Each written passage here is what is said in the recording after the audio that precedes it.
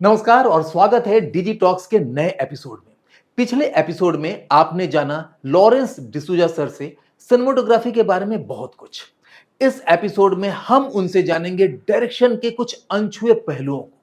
चलिए स्टार्ट करते हैं। चलिए सर, अब हम डायरेक्शन की तरफ बढ़ते हैं, क्योंकि उसके बाद का जो आपका सफर स्टार्ट हुआ सिनेमेटोग्राफर के बाद, वो डायरेक्शन ही था।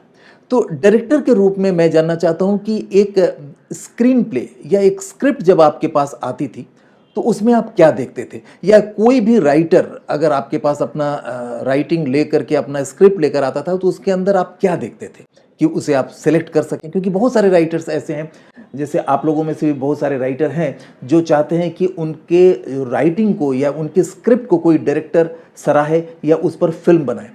तो आप बताइए कि उनके स्क्रिप्ट में आप क्या देखते थे कि उस पर आप फिल्म बनाने के लिए राजी होते थे? पहले तो मैंने सबसे पहला पिक्चर मैंने स्टार्ट किया था न्याय अन्याय जी सुमित सहगल, शिल्पा शिरोडकर, जितेंद्र, जयप्रदा, जी। तो सुधाकर बोकाड़े जी थे प्रोड्यूसर। अच्छा।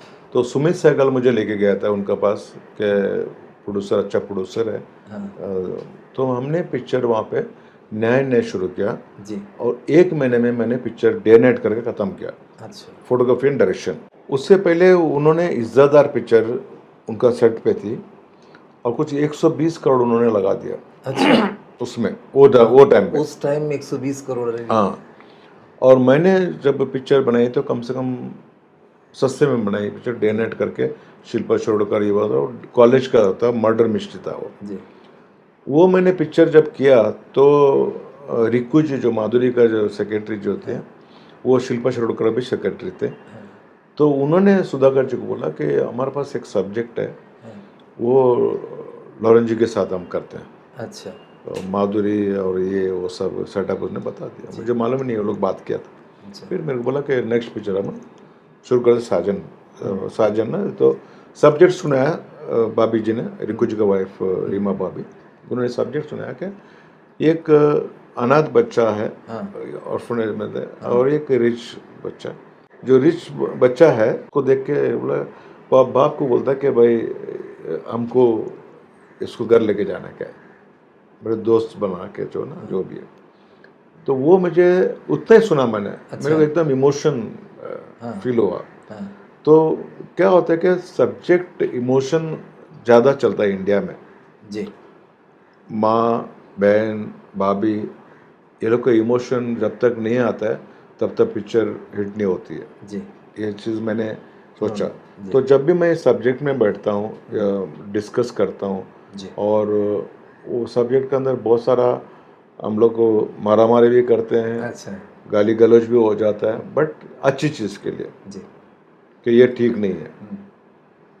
तो वो हिसाब से हम लोग सब्जेक्ट सिलेक्ट करा, और सब्जेक्ट सिलेक्ट करते करते हमारे पास जो जब उसका एक एक सीन डायलॉग्स जब सुनाता है राइटर, हमको सुनाता है ये तो उसी वक्त हमारा शॉर्ट डिवीजन होता है। अच्छा, माने उसको सुना रहे हैं, आपके दिमाग में पिक्चर चलती रहती है। पिक्चर चलते रहते हैं, हम कैसे इसको करेंगे, क्योंकि वो ज़रूरी है एज अ कैमरामैन अगर डायरेक्टर बनता है, क्योंकि कैमरामैन आधा तो डायरेक्टर होता ही है। क्योंकि कभी कभी डायरेक्टर्स को मालूम है क्या शॉट, क्या लेंस है क्या नहीं, तो वो बोलता है भाई इसमें क्लोजअप है, तो डायरेक्टर बोलता है हमको क्लोजअप चाहिए, और कितने कौन सा लेंस लगाना है कैमरामैन को मालूम है। क्लोजअप में 75 चाहिए, 120 चाहिए, क्या चाहिए उसको। सो वो कैमरामैन काम करता है। तो कैमरामैन हमेशा एज अ डायरेक्टर के लिए बहुत कम लोग हैं सक्सेस हुए, जैसे रवि नागेश जी कैमरामैन डायरेक्टर थे, जैसे मैं बाद में मैं हो गया, मेरे और भी कुछ है, कुछ लोग साउथ में कुछ है कैमरामैन डायरेक्टर। सो ये चीज़ बहुत ज़रूरी है कि सब्जेक्ट सुनने का टाइम विजुअल आपका चलना चाहिए कि क्या आना चाहिए। मतलब अगर खुद, मतलब एक तरह से दर्शक की तरह भी सोचना चाहिए कि अगर हम एज ए ऑडियंस है तो हमको कैसा लग रहा है फिल्म, कैसा लग रहा है उसको, हमको इमोशन, आपने जो कहा इमोशन को टच कर रहा है, टच कर रहा है। और दूसरी बात है, मेरे गॉड गिफ्ट मुझे है कि मैं आज सबके सामने जो बता रहा हूँ कि मुझे हिंदी पढ़ना भी नहीं आता है, हिंदी लिखना भी नहीं आता है। अच्छा। ठीक है। मेरा चीफ असिस्टेंट तो वो खाली डायलॉग तो सीन्स पढ़ता है। अच्छा। बोला पढ़ो, तो पढ़ने के टाइम में बोला कहाँ से कहाँ कट करना है मैं मार्क करा देता हूँ। अच्छा। बोले ये कट क्लोज है, ये ट्रॉली शॉट है, ये है, वो उधर ही मैं लिखो, जब पढ़ते पढ़ते मैं उसको शॉर्ट डिवीजन में कर लेता हूँ। अच्छा, ये गॉड गिफ्ट है। अच्छा, भगवान का इतना मेरे पे एक आशीर्वाद है, सरस्वती माँ का मेरे म्यूजिक के लिए आशीर्वाद है कि मेरे को हर पिक्चर में गाने बहुत अच्छे मिले मुझे। हाँ, नहीं आपका सेंस गाने के लिए बहुत अच्छा रहा। आपके हिसाब से पेपर वर्क और प्री प्रोडक्शन का कितना महत्व है? यानी पेपर वर्क जो करना पड़ता है शूटिंग से पहले, यानी मेन प्रोडक्शन से पहले, उस पर आपका क्या राय है? बहुत जरूरी है वो जी। क्योंकि देखिए राइटर तो अपना लिख लेता है, वो बहुत कुछ लिखता है, लेकिन हमको पब्लिक तक क्या पहुंचाना है, ठीक है। हमको ये स्क्रीन बहुत लंबा लग रहा है, काटो उसको, पहले पेपर में कट करो। अच्छा, शूट करके काटो मत, क्योंकि प्रोड्यूसर का वेस्ट होता है। राइट। अभी तो डिजिटल आया, अभी तो कुछ फर्क नहीं पड़ता, बट हमारा टाइम पे फिर भी टाइम तो जाता है, शूटिंग का टाइम जाता है और वेस्ट होता है। कि समझो आप 2 घंटे में जो काम होने वाला वो 4 घंटे लग जाता है, तो अपना वो टाइम वेस्ट हो जाता है। तो हम लोग क्या करते हैं कि पहले पेपर में एडिट करते हैं, जितना चाहिए उतना ही शूट करते हैं। तो क्या होता है, गाना शूट किया, सीन शूट किया, बाद में काट के फेंक दिया। और पहले कुछ लोग थे वहाँ पे, क्रिमिनल वेस्ट बोलते हैं उसको, क्रिमिनल वेस्ट, राइट। हाँ ना, पुक्कड़ का 4-4 कैमरा लगाया, क्या फायदा 4-4 कैमरा लगाने का। अच्छा, आपका जो कट कर लेते हैं, आपका सजेशन शॉट लेना है तो आपका फ्रेम ब्यूटीफुल बनता है। अभी आप 2 कैमरे में आपका सजेशन शॉट और उसमें 2 कैमरा चल रहा है और सेम सीन चल रहा है, हर शॉट में 2-2 कैमरा लेके, वो आपका नेगेटिव वेस्ट, टाइम वेस्ट, और उसमें एक्टर भी इरिटेट होते हैं। अच्छा, एक्टर लोग कभी कभी बहुत इरिटेट होते हैं। अच्छा, सो ये फिर से क्यों, ये वो क्यों, ऐसा बोलते हैं। इससे अच्छा जो हम पेपर में हमने एडिट करते हैं ना, वैसे फटाफट काम भी फटाफट होता है उससे। अच्छा, अभी मुझे मालूम है कि ये कैमरा है, ये जितना सजेशन शॉट है आप शूट करो, मार्किंग किया हुआ है। दूसरा सजेशन में जाते हैं, वो शॉट्स पूरा करो, कंबाइंड शॉट कितना आते हैं, वो लाइटिंग में जितना काम है उतना करो। अच्छा, जैसा अभी कंबाइंड शॉट है, अभी 2 आर्टिस्ट यहाँ पे ट्रॉली लाइन का ये करना है, तो ये बैकग्राउंड का जितना शॉट है आप पूरा वो मार्क करो और वो शॉट का प्लानिंग करो। ये हुआ, क्लोजअप छोड़ दो, क्लोजअप के साथ ये जितना शॉट्स है क्लोजअप का वो शॉट करो, सेशन कितना शॉट्स है वो शॉट्स आप अरेंज करो, वो शूट करो। लेकिन उसमें कभी कभी ऐसा दिक्कत होती होगी, क्योंकि एक शॉट के बाद जब दूसरा शॉट कुछ देर बाद होता हो, तो उस समय हाथ का पोजीशन क्या था या पीछे का कपड़ा कैसा था, तो वो माइंड में होना चाहिए। माइंड में, और ये आदमी राइट था या लेफ्ट था, वो सब दिमाग में रहना चाहिए। अच्छा। अगर समझो हमने अगर ये शॉट हम लोग ने किया, आप वहाँ पे और ये इधर दूसरा आदमी इधर है, तो हमने ये शॉट तो ले लिया, अभी ये आप राइट में है और ये आदमी लेफ्ट में है, तो मुझे सजेशन में जब जाता हूँ तो आपको राइट में रखना है जी, राइट में रहेगा तो लेफ्ट में रहेगा, और अगर आप उसका सजेशन में है तो आपको राइट में रखकर उसको लेफ्ट में रखना है। तो वो सब दिमाग में रहना चाहिए शॉट्स के लिए, क्योंकि जब 4-5 लोग एक साथ बात कर रहे हैं, हाँ, उस समय अगर एक तो कंबाइंड शॉट ले लिया, हाँ, लेकिन जब फिर क्लोज काटना होता है तो कौन किसकी तरफ देखेगा? हाँ, वो लुक वो पहले से होना चाहिए भाई, हाँ, वो कौन सा तरफ देगा, हाँ, वो उसका कैमरे का लेफ्ट में है तो लेफ्ट लुक रखो, और राइट में तो राइट लुक रखो, तो वो सबसे पहले तो उसमें तो कुछ चीटिंग भी चलती होगी, आप लोग? चीटिंग, देखिए चीटिंग माइनर चीटिंग कर सकते हैं जी, कि और कैमरे में क्या है, जब क्लोजअप है तो आप थोड़ा सा भी वो आपका लेफ्ट से राइट नहीं जाना चाहिए, हाँ, लेफ्ट में आप किधर भी लुक चीट कर सकते हैं। अच्छा, ऐसा है जी जी। यानी आप कहना चाहते हैं कि सिंगल कैमरा से अगर जो शॉट लिया जाए फिल्म के लिए, हाँ, मूवी के लिए, वो ज़्यादा बेटर होता है। ज़्यादा बेटर है, क्योंकि हमको वही सब लाइटिंग भी करने को अच्छा लगता है, और बाकी क्या एक्शन में 2-2 कैमरा, हाँ, चेज वगैरह में यूज़ करो, 2-4 कैमरा यूज़ करो, प्रॉब्लम, बिकॉज कभी कभी गाड़ी का जंप होता है, कभी कभी घोड़े गिराना होता है, तो ये कैमरा अगर सपोज कुछ धोखा दिया तो दूसरा कैमरे में शॉट है, और कई तरह के शॉट मिल जाते हैं, एक ही चीज आप दोबारा नहीं कर सकते हम लोग, तो उसमें 3-4 कैमरा लगाते हैं, वो मैं मानता हूँ। बाकी सीन में मेरे हिसाब से 2-2 कैमरा करना, हाँ ये ठीक है, आज टीवी मीडिया शोज वगैरह चलता है, 10-10 कैमरा चलता है, वो ठीक है जी। एक चीज हम पूछना चाहते हैं कि स्टोरी पिचिंग आप कैसे करते थे स्टार्स को, क्योंकि ये बहुत दिक्कत होती है कि स्टार को लाना, तो उसके लिए मेरे ख्याल से डायरेक्टर को ही जाना पड़ता है डायरेक्टर बताने जाते के लिए। हैं और ज़्यादा करके हम जब भी मैं जाता हूँ मैं जस्ट एक आउटलाइन सुनाता हूँ उनको, डिटेल में फिर राइटर को लेके आता हूँ, बिकॉज जो अच्छा। राइटर जो सुना सकता है वो हम नहीं सुना सकते, अच्छा अच्छा अच्छा। क्योंकि राइटर थोड़ा ड्रामाबाजी होते हैं ना, ज़्यादा एक्शन करके सुनाते हैं वो लोग। अच्छा। सो तो वो कैमरा इधर है, कैमरा उधर है, वो सब जो है ना वो राइटर सुना। और राइटर को एक जैसा हमारा साथ राइटर हैं राजू कौल, पट्टू पारेख बोलते हैं उनको, राजू कौल हम बोला, तो उसमें 2 राइटर्स हैं, तो एक राइटर तो स्क्रीन पे वगैरह, दूसरा राइटर जो है ना नरेशन के लिए बहुत अच्छा। हाँ, तो हमारे जो राजीव कौल जो है नरेशन बहुत अच्छा करता है। अच्छा। मतलब वो नरेशन सुन के प्रोड्यूसर अंदर होना ही है। हाँ, ऐसा नरेशन। ऐसा नरेशन है। अच्छा। तो इसके लिए वो चीज़ हमको नहीं आता है।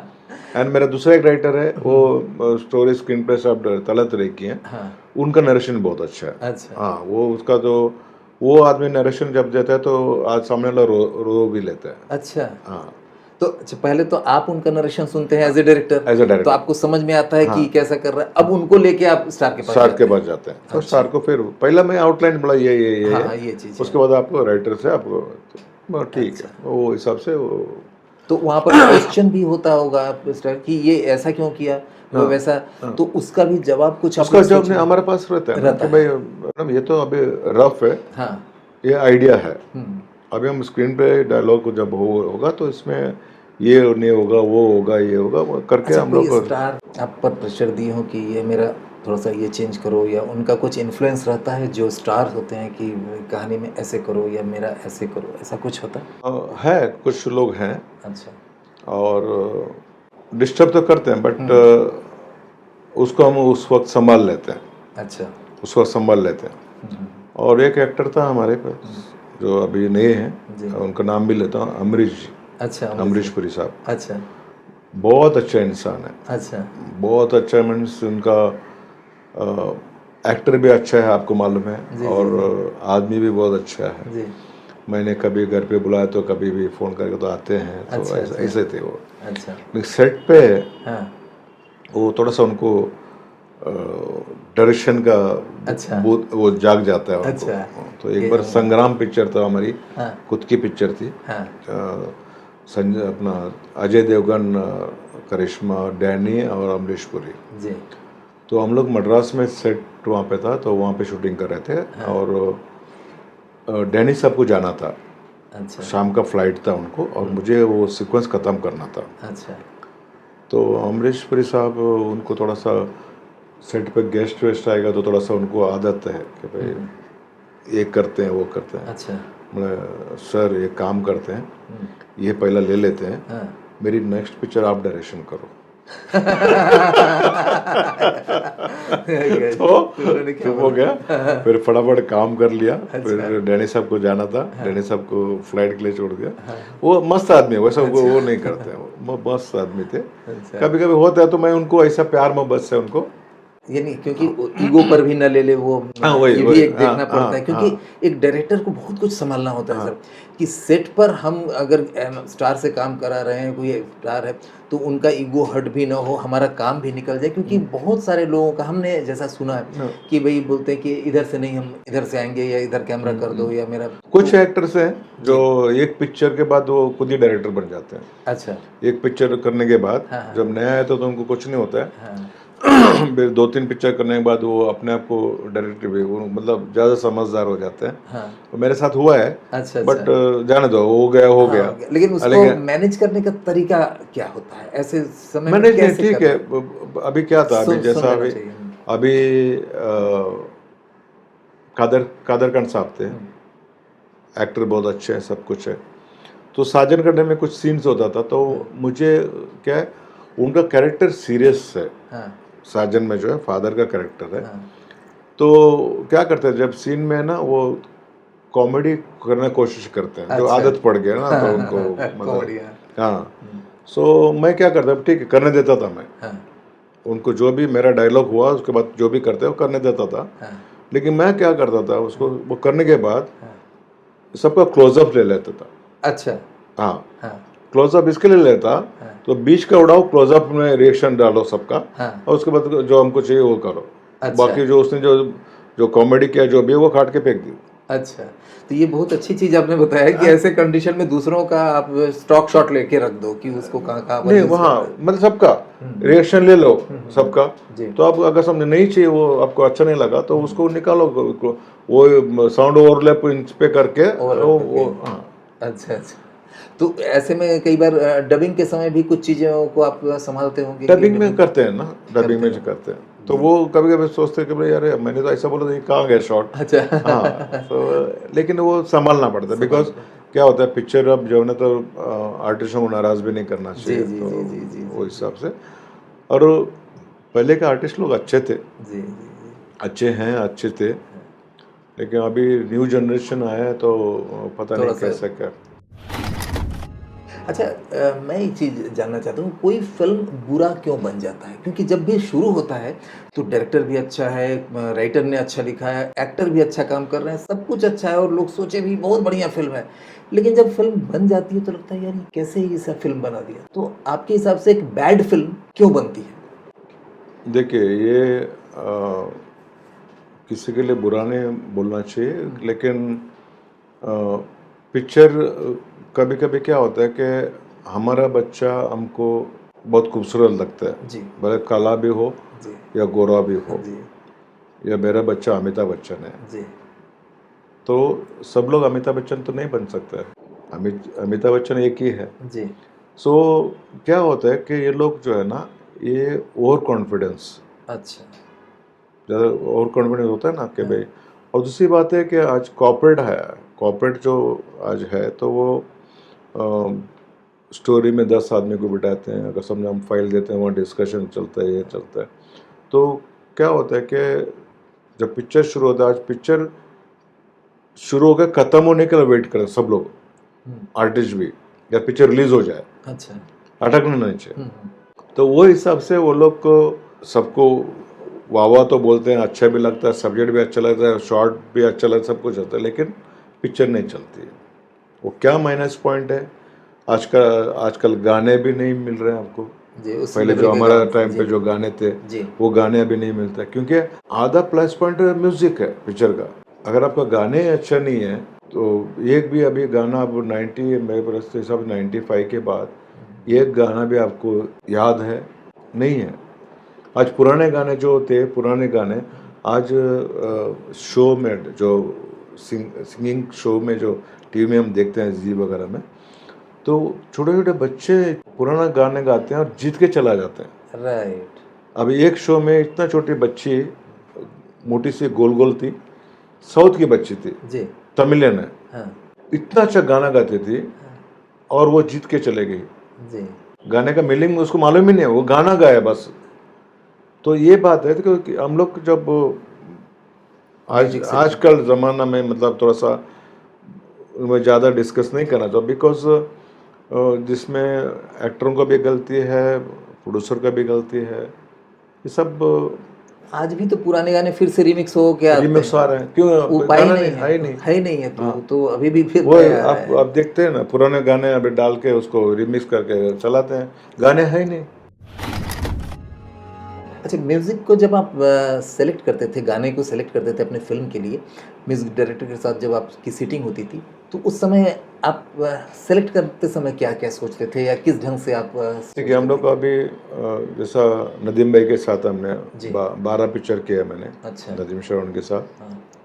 और उनके साथ एक अच्छा है कि पहले ही दिन मैं बैठ गया था, साजन का टाइम पे हम लोग जी। बैठ गए थे। तो उनके पास दोनों टाइप के गाने हैं। अच्छा। तो मुझे तो, मैं ज़रा म्यूज़िक का ज़रा पागल आदमी, अच्छा। तो मेरे को 2-3 गाने नहीं समझ में आया, तो फिर नदीम मैंने एक ग्रीन फाइल निकाला, हाँ। तो उसमें सबसे पहला गाना बहुत प्यार करते तुमको सनम, अच्छा। तो ग्रीन फाइल में, तो वो बोला ये गाना है। हाँ। मतलब वो गाना सुन के मेरे आंख में से आंसू आया, अच्छा। इतना इमोशनल हो गया मैं। अच्छा। और उसके बाद 1 घंटे में 7 गाने उन्होंने दिया। अच्छा, तो उनके पास माने स्टॉक रहता था क्या? वो पूरा उनका पास बहुत म्यूजिक बैंक बहुत है अभी, अच्छा। इवन आज भी है उनके पास। अच्छा। और उनके पास इतना अच्छे अच्छे गाने पड़े हैं, तो उनका मतलब जो गाने हमने एक के ऊपर ऐसे गाने हम लोग ने सिलेक्ट किए। अच्छा सर, कई बार ऐसा होता होगा कि आपके पास नियत समय होता होगा, यानी निश्चित टाइम अवधि में आपको लेकिन बहुत सारे सीन शूट करने होते होंगे या बहुत सारे गाने शूट करने होते होंगे, तो आप कैसे मैनेज करते थे कि कम समय में या उसी समय में जो निर्धारित है उसी समय में आप उस सीन्स को या उन गानों को आप शूट कर पाते थे? कैसे करते थे, कैसे मैनेज करते थे? मैं साजन का टाइम में मैं ऊटी में शूटिंग कर रहा था, 10 दिन का मेरे पास डेट था। अच्छा। और 10 दिन में मेरे पास काम बहुत था। अच्छा। 4.5 गाने थे। 4.5 गाने? 4.5 गाना। हाँ, अच्छा। क्योंकि वो आधा गाना कहीं पर आधा जो है ना उसका, जैसे दिए तो जिए कैसे, वो सब जो है ना आधा एक गाना है वो। और मेरे पास 35 सीन्स थे। अच्छा। हाँ, 35 सीन्स? 35 सीन्स थे और 10 दिन में मुझे खत्म करना है। 4.5 गाना और 35 सीन? 35 सीन। और मैं चला, आउटडोर चले हम लोग। डे एंड नाइट मैंने पूरा वो कर दिया कि सुबह कौन उठता है, वो कौन उठता है, वो सब चार्ट आउट किया। पहला संजय दत्त कितना बजे रेडी हो सकता है, सलमान कितने बजे रेडी हो सकता है, माधुरी जी कितना बजे। अच्छा। तो सब लोग का मैंने वो हिसाब से शेड्यूल बना दिया। अच्छा। सुबह शिकार में जाते थे संजय बाबा, वो शिकार में जाके सुबह आते थे, सुबह आके नहा के फ्रेश होके शूटिंग में आते थे। अच्छा। तो सुबह से लेके दोपहर तक उनके साथ किया। दोपहर को बाद सलमान जी रेडी होते थे। सलमान भाई के साथ हमने दोपहर से लेके रात को 12 बजे तक उनके साथ, माधुरी और उनके साथ। अच्छा। और मुझे सबसे हेल्प जो होता है हीरोइन तैयार होने में। अच्छा। हीरोइन तैयार होने में बहुत टाइम लगता है। बाकी आदमी हीरो तो चलो शर्ट चेंज किया है क्या हुआ। सबसे ज़्यादा हेल्प मुझे मिला माधुरी जी से। अच्छा।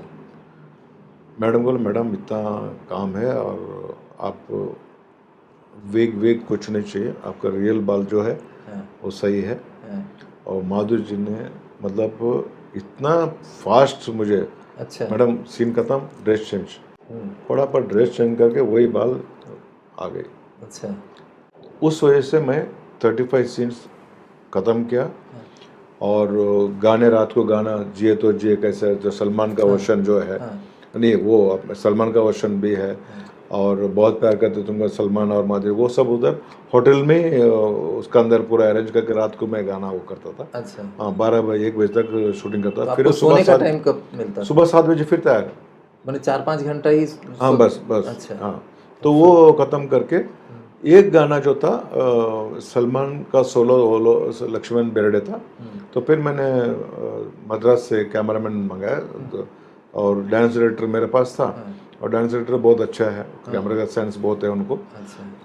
दोनों मिलके एक गाना उनको बोला तुम लोग शूटिंग करके आओ, मैं सीन्स कर रहा हूँ। अच्छा। मैं संजय दत्त माधुरी के साथ सीन्स करता था, वो लोग वहाँ पे गाना शूट करके आते थे। अच्छा। फिर वो गाना आउटडोर का गाना खत्म करे सलमान भाई फिर मेरे साथ होटल के अंदर का काम करते थे। अच्छा। तो ये तो यानी ये बोलते हैं पेपर वर्क आपका बहुत अच्छा बहुत, है। हाँ, यानी पेपर पूरा वर्क, हाँ, ये पूरा प्लानिंग करके मेरे ये टाइम पे ये करना है करके प्लानिंग करके। अच्छा, कई बार ऐसा भी हुआ है कि आपको बाहर लाइट लगाने का मतलब टाइम नहीं मिला या कुछ, तो नॉर्मल लाइटिंग पर भी शूट किया है कुछ? नॉर्मल मतलब कोई रिफ्लेक्टर वगैरह कुछ नहीं? कुछ नहीं।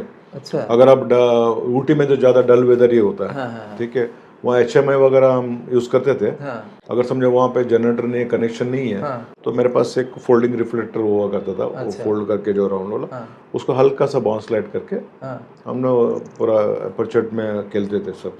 तब भी इतना अच्छा तब अच्छा क्वालिटी आ जाते थे। क्योंकि कई बार अगर मान के चलिए अगर टॉप से सन है, हाँ, तो ऐसे कंडीशन में कैसे आप टॉप सेट में हम स्कीमर लगाते थे। स्कीमर लगाते? लेकिन स्कीमर लगाने से क्या होता था कि टॉप लाइट आपका वो बाउंस करके एक अच्छा शेड आ जाता है। लेकिन अगर मान के चलिए कि ऐसे जगह पर गए जहाँ स्कीमर भी नहीं है और ऐसे में अगर शूट करना है तो कैसे ज़्यादा करके हम लोग बैकलाइट में करते थे। बैकलाइट? हाँ, तो वो टाइमिंग जब बैकलाइट होता है ना, तो ज़्यादा करके मेरा फोटोग्राफी बैकलाइट में होती है। अच्छा, तो उसमें एक बाल आउटलाइन आ जाता है एंड फेस भी अच्छा लगता है। और जैसा स्कॉटलैंड में हम आरजू का शूटिंग कर रहे थे। अच्छा। स्कॉटलैंड में।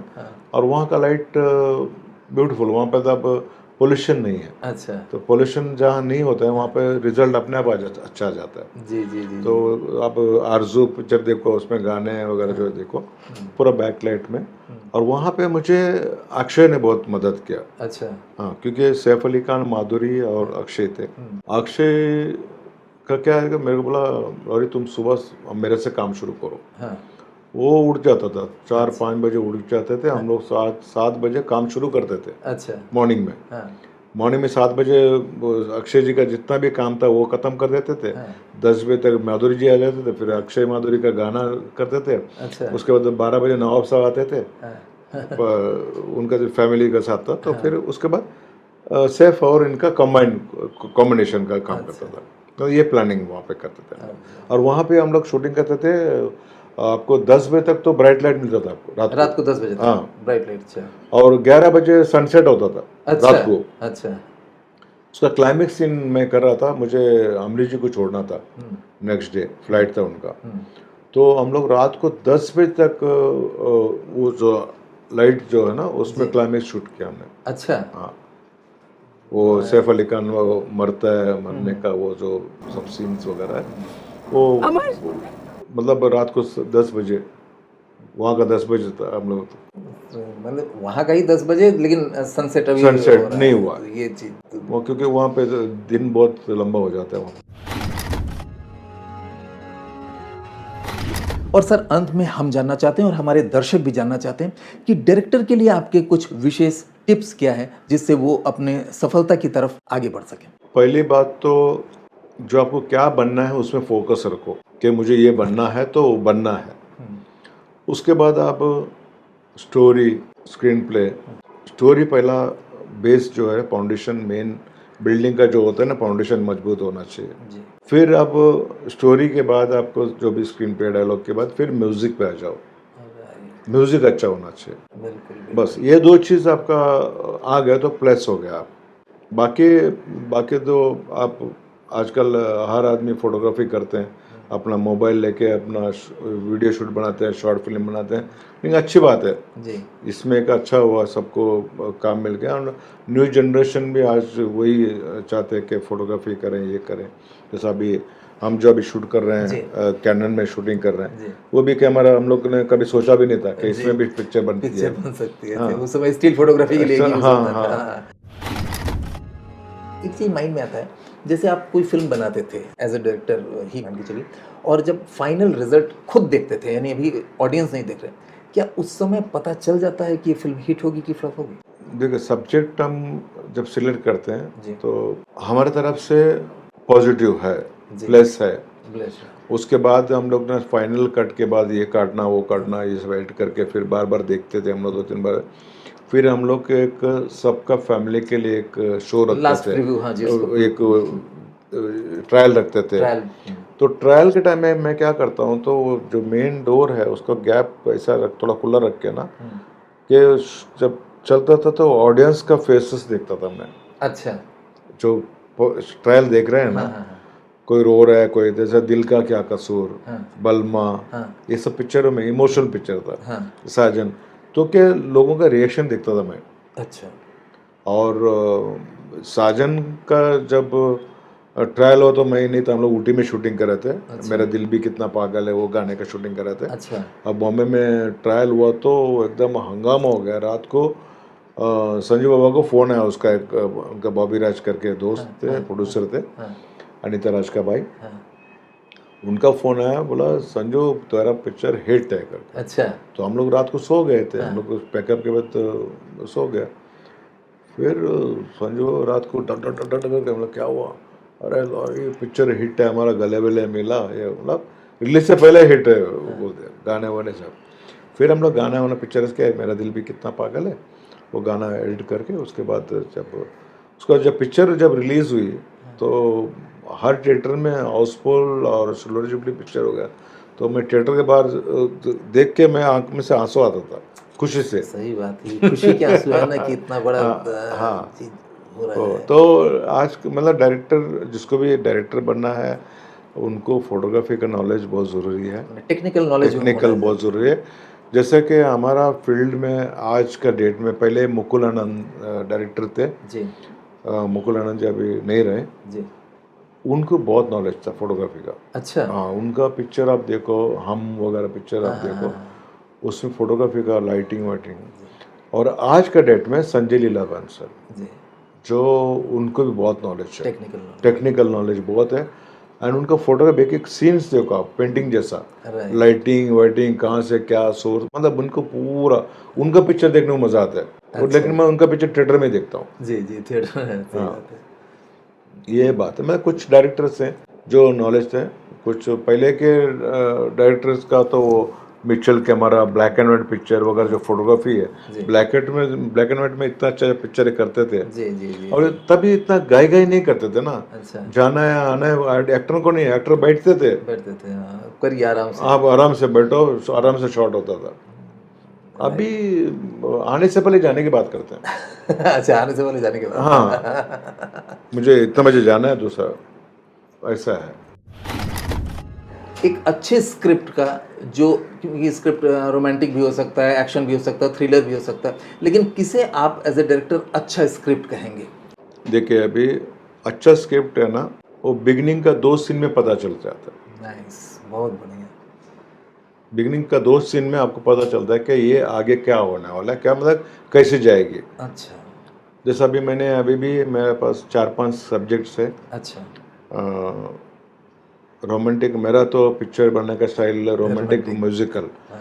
कल मुझे बोलेंगे एक्शन पिक्चर बनाओ, मैं नहीं बना सकता। जी, मेरे जी। अपनी पिक्चर बने हैं, एक्शन पिक्चर संग्राम, हाँ। बट एक्शन पिक्चर से मैं थोड़ा सा दूर हूँ। अच्छा। रोमांटिक आराम से, मतलब जो फैमिली ड्रामा हो, हाँ। रोना धोना हो, म्यूजिक अच्छा। अच्छा हो, हाँ। जैसा यश जी बनाते थे, हम्म। पंजाबी सॉन्ग्स, गाने जी, वाने, जी। शादी का माहौल जो जी। है यश चोपड़ा जैसा है, जी। मतलब उस टाइप का पिक्चर मैं फुल चाहता हूँ। Entertainment film, entertainment family film, family जो फिल्म, पूरा परिवार एक साथ परिवार बैठ के एक देख साथ सके। देखे। और मैं ऐसा नहीं लगे कि मैं मेरी बेटी के साथ बैठा हूँ और पिक्चर देख रहा हूँ, गंदगी हो, हाँ। उस टाइप का पिक्चर मैं नहीं बनाता हूँ। जी। और आप लोग भी अगर आगे बढ़ना है तो पिक्चर, अच्छी पिक्चर, साफ सुथरा पिक्चर, जैसा राजश्री प्रोडक्शन में पिक्चर जो बनती थी, कि बहुत साफ सुथरा पिक्चर, और घर में बैठ के देख सकते हैं, बेटी के साथ, बेटे के साथ, बच्चों के साथ, सबके साथ बैठ के। अब देखो, ऐसा नहीं कि भाई अब कोई आपने शूट किया और आप बच्चे के साथ बैठ के आप फॉरवर्ड कर रहे रहे हो, राइट, फॉरवर्ड करते हो। हैं लोग अक्सर, हमने हाँ, देखा है। तो क्या वो चीज़ नौबत ही नहीं आया कि फॉरवर्ड करने का, राइट राइट। मतलब इस टाइप का है। सर, एक चीज़ है, आपके अंदर दोनों काबिलियत है, यानी आप एक अच्छे सिनेमाटोग्राफर हैं, एक अच्छे डायरेक्टर हैं, दोनों में ही लेजेंड हैं। कई बार ऐसा होता है कि आपने बहुत अच्छी शूटिंग की, बहुत बढ़िया आपने फ्रेम बनाया, बहुत अच्छा लाइटिंग की, जो कि आपको लगा कि बहुत बढ़िया है, लेकिन जब एडिटिंग पर बैठते हैं और उस समय जब आप लगाते हैं, लगता है कि ये शॉट की ज़रूरत नहीं है, तो उस समय उस शॉट का कंप्रोमाइज़ करना पड़ सकता है, लेकिन आपका दिल कह रहा है कि नहीं नहीं, ये तो रहना चाहिए, तो ऐसे में आप क्या करते हैं? देखिए, अभी सीन का अगर लेंथ बढ़ गया जी। अगर आपका सीन में मतलब का चीज़ आ गया जी। तो आप इसको निकाल सकते हो, अच्छा। कि हमारा जो सीन का मतलब जो है वो हमको मिल गया। जी। वो भले कितना अच्छा फोटोग्राफी हो, जी। कितना अच्छा एक्टिंग हो, हाँ। तो निकलना है, निकालना है, अच्छा। बिकॉज पिक्चर के बेटरमेंट के लिए, जी। पिक्चर का बेटरमेंट। क्योंकि कभी कभी सीन, लंबा सीन भी है ना, पब्लिक भी समझती है, अच्छा। यार ये बोर कर दिया। बोर कर दिया, तो जब ये चीज़ समझ में आता है लोगों को बोर कर दिया, फिर भी आप कई फिल्मों में देखिए कि यार ये लंबा हो रहा है, हाँ, उबाऊ हो हो रहा रहा है, है। हम लोग बोल रहे हैं ना। अच्छा। आज आज सीरियल आती है, जी। ठीक है, जी। आज सीरियल आते हैं तो बहुत खींचते हैं वो लोग, हाँ हाँ। तो हम लोग फिर बंद कर देते हैं। सही बात है। यार वही देखा हुआ चीज़ें देख रहे हैं, दिखा रहे हैं। जी। आज बहुत सारे पिक्चरें भी है, हाँ हाँ। रिपीट सीन्स बहुत हैं उसमें, जी। जो पब्लिक नहीं देखना चाहती है। जी। तो वो क्या है कि राइटर, डायरेक्टर, ये सब मिलके उनको पहले से ही टेबल पे एडिट करो, फिर शूट करो। यानी आपका हम लोग जो, तो मैं तो ऐसा ही करता हूँ, राइटर के साथ झगड़ा करता हूँ, मैंने बोला शूट से पहले ही मैक्सिमम एडिट कर निकाल दो लो। हाँ, कि ये चीज़ की ये जरूरत ही नहीं, जरूरत ही नहीं है। जरूरत ही तो नहीं। उससे क्या होगा, आपका टाइम, नेगेटिव, ये सब बचत हो जाता बचत होगा, जितना अच्छा प्री है। हाँ प्रोडक्शन जी, हो उतना अच्छा। हाँ जी। तो सर के साथ बहुत सारी बातें हो गई और हमको लगता है कि आप लोगों को बहुत ऐसी चीज़ें सीखने को मिला होगा जो आपके मन में भी क्वेश्चन हो रहा होगा। आप नीचे कमेंट बॉक्स में निश्चित तौर पर कमेंट करिएगा कि आपको ये जो सेशन था और ये जो हमारा एपिसोड था ये कैसा लगा, और कुछ क्वेश्चंस अगर ऐसा हो जो आप भी करना चाहते हैं तो मैं सर से रिक्वेस्ट जरूर करूंगा कि उसका आंसर मैं लिख करके आपके कमेंट के नीचे मैं दूंगा, इनसे पूछ करके, तो आप क्वेश्चन कर सकते हैं। सर बहुत बहुत धन्यवाद, हमें बहुत अच्छा लगा आप हमारे यहाँ पर आए और डीजी फिल्मिंग के दर्शकों को आपने बहुत कुछ ज्ञान दिया। एक चीज़ मैं बोलना चाहता हूँ हमारे देखने वालों को कि अगर मेरे से कुछ गलती हुआ या मैं कुछ गलत बोला तो माफ़ करना मुझे, क्योंकि जो मैंने जो किया वो मेरा एक्सपीरियंस आपका सामने रख दिया, बाकी आपकी मर्ज़ी, आपको उसमें से क्या लेना है। Thank you. Thank you. इस वीडियो को ज़्यादा से ज़्यादा शेयर करें। अगर अभी तक आप सब्सक्राइब नहीं किए हैं तो इस चैनल को सब्सक्राइब करिए, क्योंकि इस तरह के बहुत सारे लेजेंड्स आपके सामने आने वाले हैं। हम उनको आपके लिए रिक्वेस्ट करेंगे कि वो अपने एक्सपीरियंस से आपको कुछ मदद पहुंचाएं। नमस्कार।